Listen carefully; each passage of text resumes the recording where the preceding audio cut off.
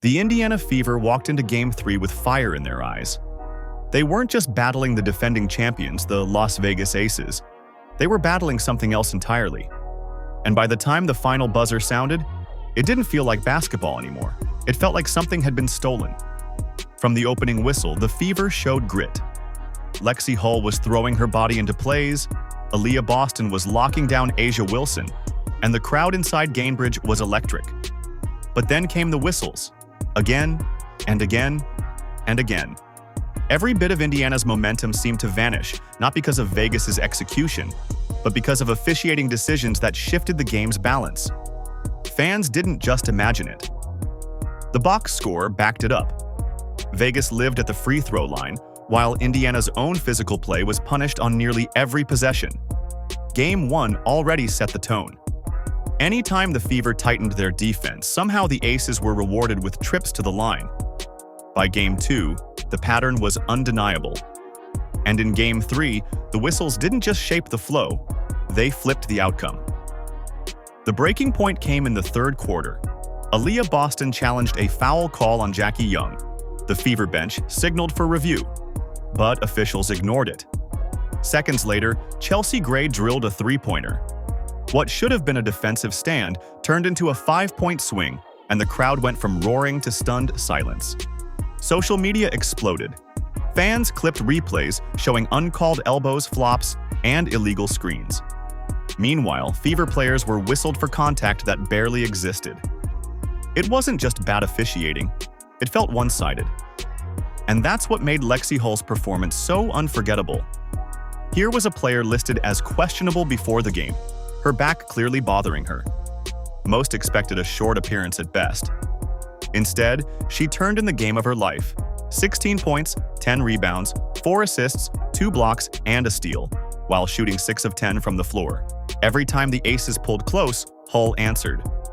Threes from the wing, hustle plays in traffic, defensive stands against bigger players. She played like someone who refused to let the season die quietly. She tied the franchise playoff mark for most threes across 2 games, and she did it while wincing through pain. If the Fever had won, this would have been her night, her headline. Instead, her brilliance was buried under controversy. What made the night even more surreal? A'ja Wilson, the face of the Aces, an MVP favorite, struggled. Badly. She finished just 6 of 20 from the field, including a stretch where she missed 11 straight shots. That wasn't just an off night. That was Aaliyah Boston putting on a defensive clinic, forcing Wilson into awkward fadeaways and contested jumpers. And yet, despite Wilson's struggles, Vegas walked away with the win. Not because their superstar dominated, but because Jackie Young carried the offense with 25 points, Chelsea Gray made timely buckets, and whistles repeatedly tipped the scales. That's what stings the most for Fever fans. Indiana outplayed the champions in key moments. They had the lead, the defense, the hustle. But instead of being rewarded, they watched it unravel through calls that defied logic. Even Fever head coach Stephanie White couldn't stay silent. After Game 2, she admitted, "It's hard to find rhythm when there's a foul call every 10 seconds." And Game 3 proved her point all over again. For Las Vegas, the win doesn't feel like dominance. It feels like survival. Their superstar was bottled up, their offense looked shaky, but the whistles bailed them out. That's not the mark of a champion. That's a lifeline. Now, the series heads back to Gainbridge Fieldhouse, and Sunday isn't just another game. It's survival for the Fever. Lose, and the season is over. Win, and the narrative flips. 17,000 fans are expected inside the arena. Becky Hammon has already started playing mind games, hinting that officiating might finally tilt Indiana's way at home. The irony? After 3 games where Vegas benefited most, now the champions are worried about fairness. The Fever's path is clear. Establish Boston inside, get Kelsey Mitchell going early after her rough Game 3, and ride Lexie Hull's spark once more. Defend Wilson without sending her to the stripe. Feed off the crowd. Push the pace. Vegas has cracks.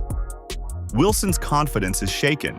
Jackie Young is carrying too much of the load, and the Aces have struggled in hostile arenas. Game 3 wasn't lost. It was taken. If the whistles finally balance out, The Fever have everything they need to flip this series on its head. This isn't just about survival anymore. It's about proving the Aces aren't untouchable. So the question becomes, can Indiana bounce back from heartbreak and force a Game 5? If you believe they can, drop it in the comments. Let's go Fever! Like, subscribe, and turn on all notifications so you never miss what happens next.